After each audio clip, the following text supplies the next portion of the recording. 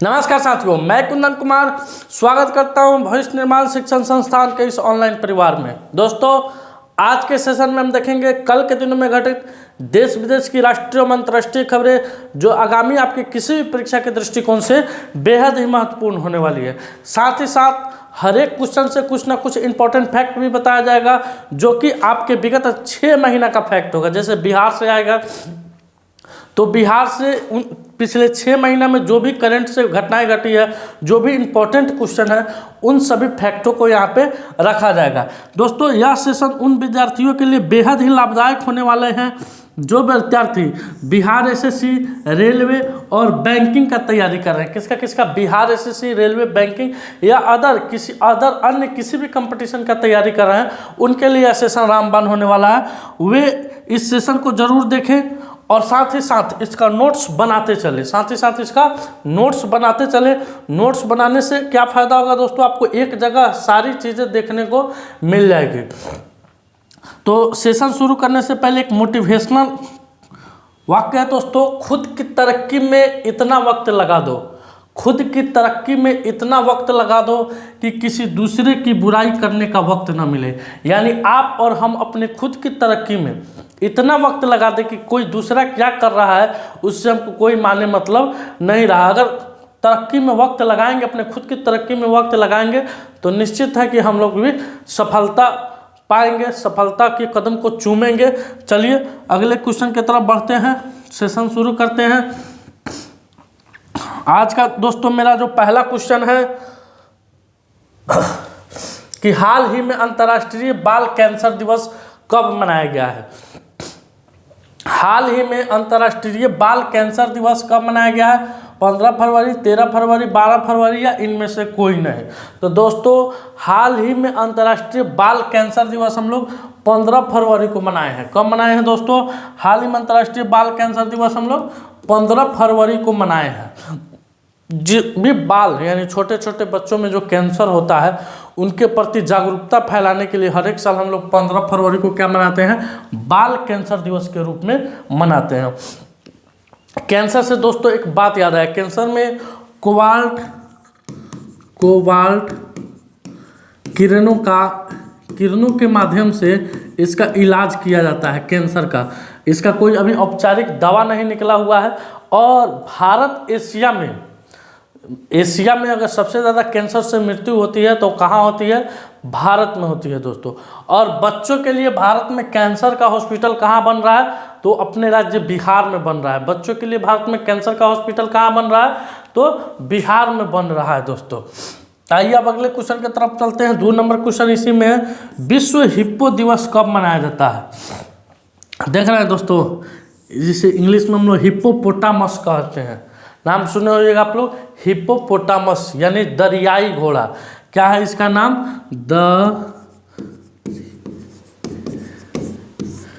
दरियाई घोड़ा नाम है दोस्तों। इसका क्या नाम है? दरियाई घोड़ा हिप्पोपोटामस। कितना बड़ा इसका मुंह है, मुंह का साइज देखिए, सीधे आपको निगल जाएगा। तो दोस्तों यह विलुप्त हो गया है आज से 6000 वर्ष पूर्व। कब दोस्तों? 6000 ईस्वी पूर्व यह भारत में पाया जाता था। यह भारत में पाया जाता था।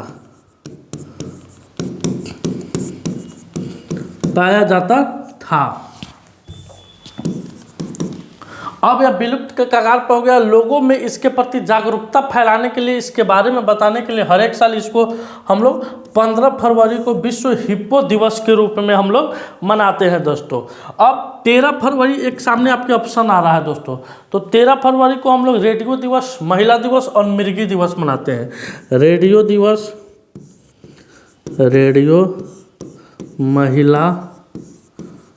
महिला और ये राष्ट्रीय महिला दिवस दोस्तों, राष्ट्रीय महिला दिवस, महिला और मिर्गी दिवस के रूप में हम लोग इसको सेलिब्रेट करते हैं। किसको दोस्तों? 13 फरवरी को। 12 फरवरी को राष्ट्रीय उत्पादकता दिवस, 12 फरवरी राष्ट्रीय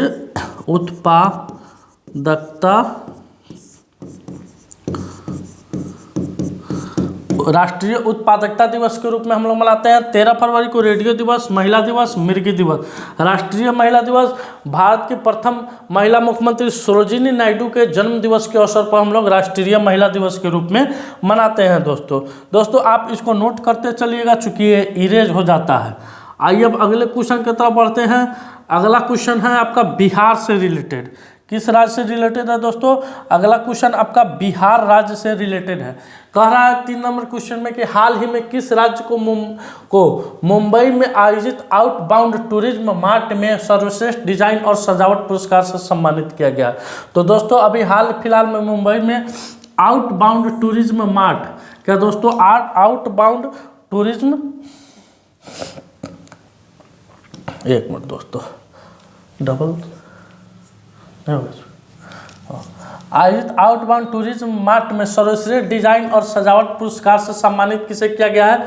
उड़ीसा है आपके ऑप्शन में, बिहार है, झारखंड है और पश्चिम बंगाल है। तो इसका करेक्ट उत्तर क्या हो जाएगा दोस्तों? अभी बिहार को, किस राज्य को? बिहार राज्य को मुंबई में आयोजित आउटबाउंड टूरिज्म मार्ट में सर्वश्रेष्ठ डिजाइन और सजावट पुरस्कार से सम्मानित किया गया है। अगला क्वेश्चन 4 नंबर कह रहा है दोस्तों कि देश में गायों की कुल संख्या का कितना परसेंट बिहार में है? यानी देश में कुल गायों की संख्या का कितना परसेंट बिहार में है?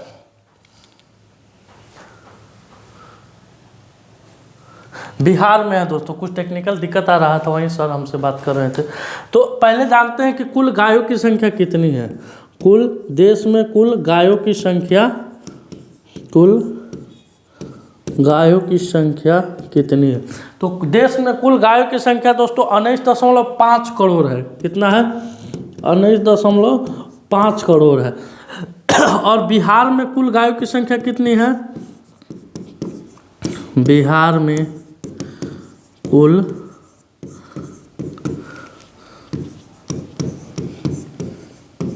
गायों की संख्या, बिहार में कुल गायों की संख्या कितनी है दोस्तों? 1.54 करोड़ है।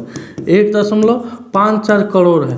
अब आप कहेंगे कि सर ये कैसे इसका जनगणना हुआ है? तो दोस्तों आप लोग अक्सर अब गाय के कान में यहाँ देखते होइएगा एक सिंबल सा लगा रहता है, देखें सर, सिंबल सा लगा रहता है। उसी के माध्यम से गायों की गिनती की जा रही है, उसी के माध्यम से गायों की जनगणना की जाती है। तो उसमें अभी कुल गायों की संख्या 19.5 करोड़ पूरे भारत में है और बिहार में 1.5 करोड़ है। बिहार में कितना है? 1.5 करोड़ है, 5-4 करोड़ है, जो कि कुल 7.96%। कितना 7.96% है गायों की कुल संख्या बिहार में। अब चलिए अगले क्वेश्चन की तरफ बढ़ते हैं। अगला क्वेश्चन है दोस्तों 5 नंबर क्वेश्चन है आपका। बिहार में अभी हाल ही में खेला हुआ है दोस्तों, बिहार में क्या हुआ है? खेला हुआ है। तो हाल ही में नंद किशोर यादव को किस राज्य की विधानसभा का अध्यक्ष चुना गया है? हाल ही में नंद किशोर यादव को किस राज्य की विधानसभा का स्पीकर यानी अध्यक्ष चुना गया है दोस्तों? तो ये है दोस्तों नंद किशोर यादव। कौन है दोस्तों? ये नंद किशोर यादव है और इन्हें बिहार विधानसभा यानी बिहार लेजिस्लेटिव असेंबली का अभी डिप्टी स्पीकर यानी स्पीकर के पद पर इनका चुनाव हुआ है। किस पद पर? स्पीकर के पद पर इनका चुनाव हुआ है। चूँकि बिहार में फिर से नीतीश कुमार ने पलटी मारी है, वो आरजेडी छोड़ के महागठबंधन छोड़ के एनडीए में शामिल हो गए हैं। किस में शामिल हो गए हैं दोस्तों? एनडीए में शामिल हो गए हैं।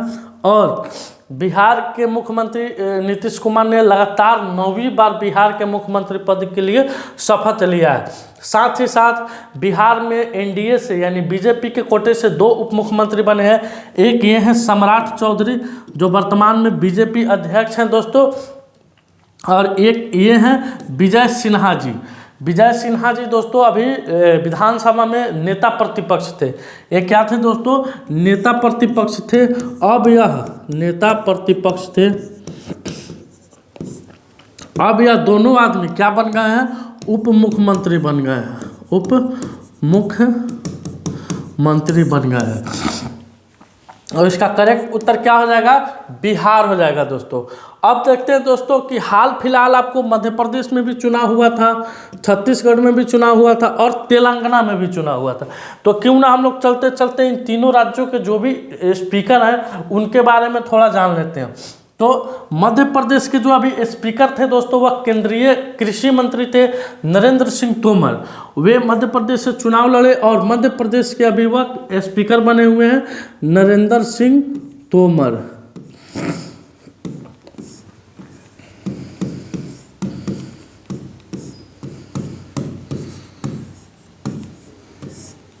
नरेंद्र सिंह तोमर अभी दोस्तों मध्य प्रदेश के क्या बने हुए हैं? डिप्टी स्पीकर बने हुए हैं। छत्तीसगढ़ के जो पूर्व मुख्यमंत्री थे रमन सिंह, छत्तीसगढ़ के पूर्व मुख्यमंत्री कौन थे? रमन सिंह, अभी वे वहाँ के क्या है दोस्तों? स्पीकर है। और तेलंगाना के गदाम प्रसाद, कौन दोस्तों? गदाम प्रसाद, जो कि कांग्रेस के 2 टर्म के विधायक थे, वे अभी गदाम प्रसाद, ये अभी वहाँ के स्पीकर है। तो नोट चलते चलिए, बिहार के स्पीकर कौन हो गए दोस्तों? नंद किशोर यादव। नंद किशोर यादव बिहार के स्पीकर कौन हो गए? नंद किशोर यादव हो गए। मध्य प्रदेश के नरेंद्र सिंह तोमर हो गए। छत्तीसगढ़ के रमन सिंह हो गए और तेलंगाना के गदाम प्रसाद हो गए। इसको नोट करते चलिएगा दोस्तों आप लोग। चलिए अब चलते हैं अगले क्वेश्चन की तरफ। अगला क्वेश्चन दोस्तों बिहार से है।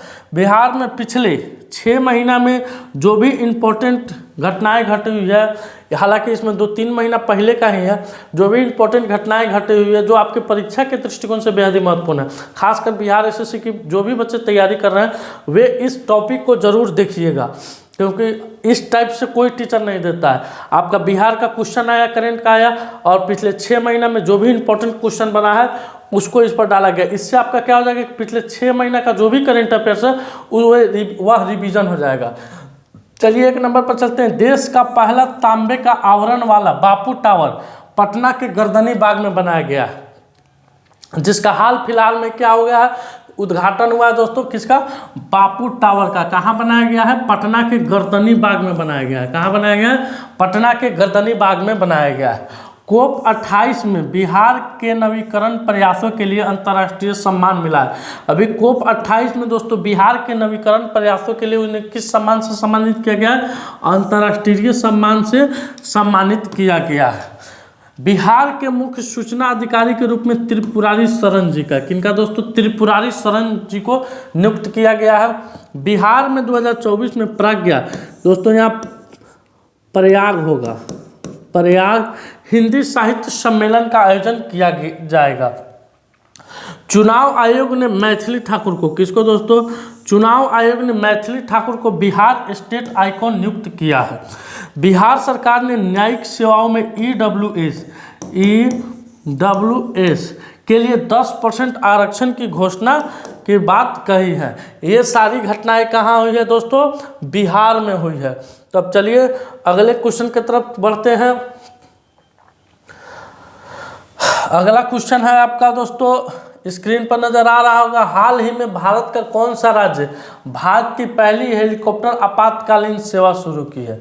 तो दोस्तों हाल ही में भारत का कौन सा राज्य, हाल ही में भारत का कौन सा राज्य, तो हाल ही में भारत का कौन सा राज्य भारत की पहली हेलीकॉप्टर आपातकालीन सेवा शुरू करी है? यानी आपातकाल के दौरान अब हेलीकॉप्टर की मदद ली जाएगी। यह शुरू करने वाला उत्तराखंड, कौन दोस्तों? उत्तराखंड भारत का पहला राज्य बन गया है। इसलिए क्वेश्चन इंपॉर्टेंट है क्योंकि यह भारत की पहली, यहाँ लिखा हुआ पहली हेलीकॉप्टर आपातकालीन सेवा शुरू की है। दोस्तों मैप में आपको उत्तराखंड दिख रहा होगा, ये है भारत का मैप, और यहाँ जो आपको ब्लैक सा दिख रहा है यही उत्तराखंड है। इस साइड में दोस्तों हरियाणा है, इधर हिमाचल प्रदेश पड़ेगा, उत्तर प्रदेश पड़ेगा और नेपाल पड़ेगा, और इधर चीन पड़ेगा। तो आपको इस मैप के माध्यम से एक चीज़ की और जानकारी हो गई दोस्तों कि उत्तराखंड किस किस राज्य से सीमा लगाती है। तो उत्तराखंड दोस्तों हिमाचल प्रदेश से सीमा लगाती है, हरियाणा से लगाती है, उत्तर प्रदेश से लगाती है। और किन देशों से सीमा लगाती है? तो नेपाल से लगाती है दोस्तों, और चीन तिब्बत से लगाती है। दोस्तों ये पिथौरागढ़ दिख रहा है आपको, यहीं पर ही अभी अभी सैन्य अभ्यास शुरू हुआ है दोस्तों। ये उत्तराखंड की राजधानी देहरादून है दोस्तों, यहाँ है। ये हरिद्वार उत्तराखंड में पड़ता है।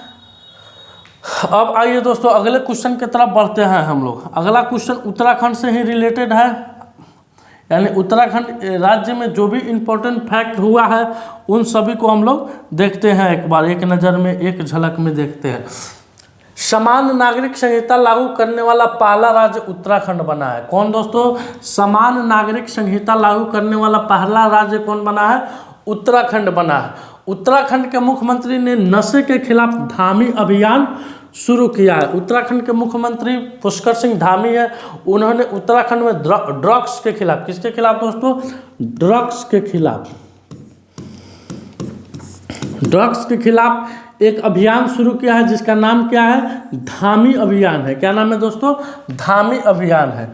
अगला क्वेश्चन कर रहा है आपका, अगला टॉपिक है उत्तराखंड सरकार ने बाहरी लोगों द्वारा कृषि भूमि खरीदने पर प्रतिबंध लगाया है। यानी उत्तराखंड गवर्नमेंट के द्वारा अगर आप उत्तराखंड में चाह रहे हैं कि हम कृषि योग्य भूमि खरीद ले तो अब नामुमकिन है, क्योंकि उत्तराखंड सरकार के द्वारा वहाँ पर इसको बैन कर दिया गया। संयुक्त सैन्य अभ्यास सूर्य किरण का 17वां संस्करण पिथौरागढ़, अभी मैप में दिखाए तो दोस्तों पिथौरागढ़ उत्तराखंड में आयोजित किया गया है। और दोस्तों हाल ही में उत्तराखंड के उच्च न्यायालय की पहली महिला न्यायाधीश रितु बहरी नियुक्त हुई है। कौन नियुक्त हुई है दोस्तों? रितु बहरी नियुक्त हुई है। यह उत्तराखंड की पहली महिला मुख्य न्यायाधीश थी दोस्तों। अब चलिए अगले क्वेश्चन की तरफ बढ़ते हैं। अगला क्वेश्चन है कि हाल ही में किस राज्य के हाल ही में किस राज्य के मुख्यमंत्री ने वन्य मित्र योजना, क्या दोस्तों? हाल ही में किस राज्य के मुख्यमंत्री ने वन्य मित्र योजना शुरू किया है? तो दोस्तों अभी हरियाणा के मुख्यमंत्री के द्वारा, किस राज्य के मुख्यमंत्री के द्वारा? हरियाणा के मुख्यमंत्री मनोहर लाल खट्टर के द्वारा, मनोहर लाल खट्टर, जी हाँ, मनोहर लाल खट्टर के द्वारा हरियाणा में अभी दोस्तों वन्य मित्र योजना को शुरू किया गया है। इस योजना के अंतर्गत दोस्तों जितने भी नवयुवक हैं वे पेड़ लगाएंगे और पैसा पाएंगे। पेड़ लगाओ पैसा पाओ, पेड़ लगाओ पैसा पाओ। दोस्तों ये रहा मैप में आपके हरियाणा है, ये हरियाणा के तमाम जिले हैं दोस्तों। अम्बाला है, यमुनानगर है, कुरुक्षेत्र है, कैथियाल है, करनाल है, पानीपत है, सोनीपत, रोहतक, झाझिया, चक्रीदन, भिवानी, हिसार, फतेहाबाद, सिरसा, गुड़गांव, पावला, नूह, फरीदाबाद, रेवड़ी, ये सब हरियाणा के क्या है दोस्तों? प्रमुख जिले हैं। आइए अब अगले क्वेश्चन की तरफ चलते हैं। अगला क्वेश्चन दोस्तों हरियाणा का इम्पोर्टेंट फैक्ट है, उसको देखते चलेंगे हम लोग। साथ ही साथ हरियाणा सरकार ने विधुर अविवाहित लोगों के लिए मासिक पेंशन की घोषणा की है। यानी हरियाणा में जितने भी अविवाहित लोग हैं, विधुर हैं, उनके लिए मासिक पेंशन योजना की घोषणा की गई है। किसके द्वारा? हरियाणा सरकार के द्वारा। हरियाणा के नए डीजीपी, हरियाणा के दोस्तों नए डीजीपी शत्रुजीत कपूर बने हैं। कौन बने हैं? डीजीपी शत्रुजीत कपूर बने हैं। हरियाणा ने पहली बार विजय हरारे ट्रॉफी का खिताब जीता है।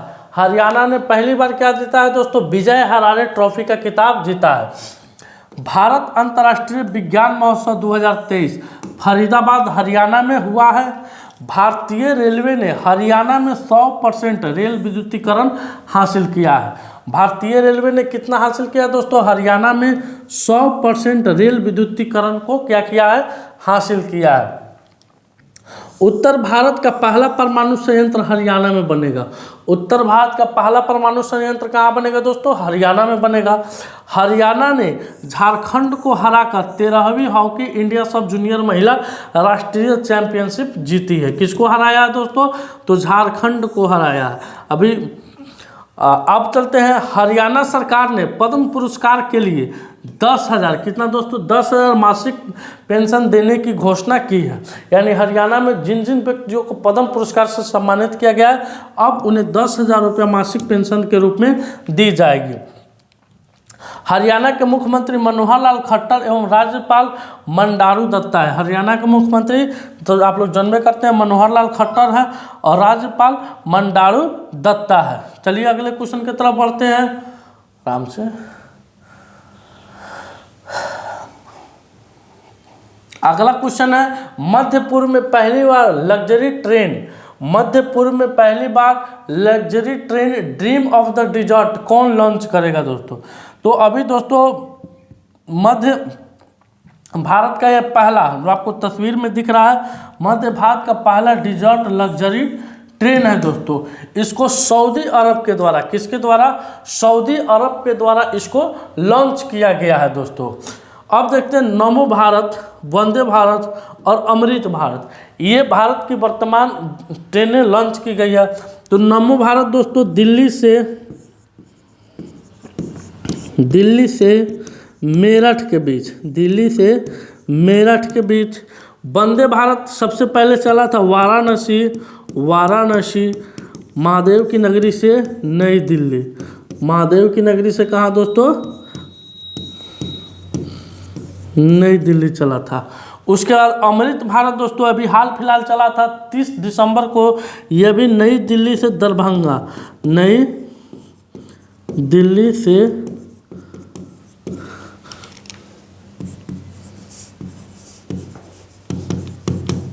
दरभंगा के बीच में चला है। नमो भारत दिल्ली से मेरठ, वंदे भारत वाराणसी से नई दिल्ली और अमृत भारत नई दिल्ली से दरभंगा के बीच में चला है। चलिए दोस्तों अगले क्वेश्चन की तरफ बढ़ते हैं। अगला क्वेश्चन है आपका दोस्तों, अगला क्वेश्चन है हाल ही में केंद्रीय खेल मंत्री अनुराग सिंह ठाकुर के द्वारा 45वें शतरंज ओलंपियाड की मशाल किसे सौंपी गई है? तो दोस्तों सबसे पहले जान लेते हैं कि 45वें शतरंज ओलंपियाड की मशाल सौंप दी गई है। तो 44वां कहाँ हुआ था? तो 44वां दोस्तों यह भारत में हुआ था। कहाँ हुआ था? भारत में हुआ था। यह भारत में हुआ था, भारत के तमिलनाडु में हुआ था। कहाँ हुआ था? भारत के तमिलनाडु में हुआ था। अब दोस्तों यह मशाल किससे सौंपी गई है? तो हंगरी को सौंपी गई है। किससे सौंपी गई है? हंगरी को सौंपी गई है। हंगरी की राजधानी कहाँ है? बुडापेस्ट है। कहाँ दोस्तों? हंगरी की राजधानी बुडापेस्ट है। इसको हम लोग दोस्तों बचपन में याद किए थे, बुढ़ऊ का पेस्ट। हंगरी, बुढ़ऊ भूखा है, बुढ़ऊ क्या है? हंगरी है और बुडापेस्ट उसकी राजधानी है। आइए अगले क्वेश्चन पर चलते हैं। हाल ही में 36वां राष्ट्रीय पुस्तक मेला कहाँ प्रारंभ हुआ? तो दोस्तों अभी हाल ही में 36वां राष्ट्रीय पुस्तक मेला हैदराबाद में प्रारंभ हुआ। कहाँ प्रारंभ हुआ दोस्तों? हैदराबाद में प्रारंभ हुआ। अगले क्वेश्चन की तरफ चलते हैं दोस्तों। अगला क्वेश्चन है हाल ही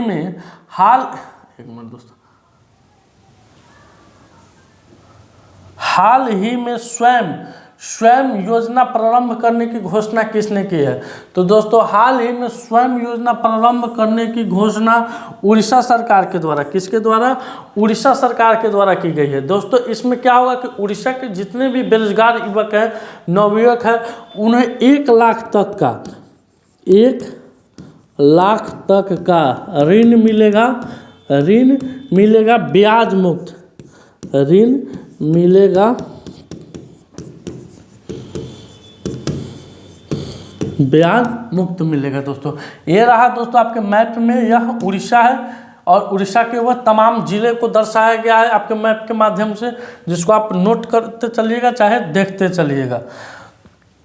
चलिए आगे बढ़ते हैं दोस्तों। आगे है दोस्तों आज का सवाल, जो कि वीडियो के लास्ट में पूछा गया था। कल वीडियो के लास्ट में आपसे क्वेश्चन नहीं पूछा गया था, चूँकि तैयार नहीं था, कल पहला दिन सेशन था। धीरे धीरे जिस तरह से समय बढ़ता जाएगा, अनुभव होते जाएगा और हम लोग का इस पर पकड़ बनते जाएगा। रोज़ कुछ ना कुछ सीखने को मिल रहा है, कुछ ना कुछ नया सीखने को मिल रहा है। निश्चित है कि कल से बेटर आज होगा और आज से बेटर कल होगा और कल से बेटर फिर परसों होगा दोस्तों। तो आज जो वीडियो के लास्ट में उससे सवाल पूछा गया है, हाल ही में देश का पहला तांबे के आवरण वाला बापू टावर कहाँ बनाया गया है? बिहार, राजस्थान, महाराष्ट्र और गुजरात। जो क्वेश्चन लास्ट में पूछा जाता है दोस्तों, उसका आप डेफिनेटली उत्तर दीजिएगा। इससे आपके परीक्षा का मूल्यांकन होगा कि आपकी तैयारी कहाँ तक गई है और आप किस रेशियो से पढ़ रहे हैं। तो इसका उत्तर आपको कल कमेंट सेक्शन में देना है। इसका जवाब आपको फिर कल दिया जाएगा, कल वीडियो के लास्ट में ही इसका जवाब दिया जाएगा।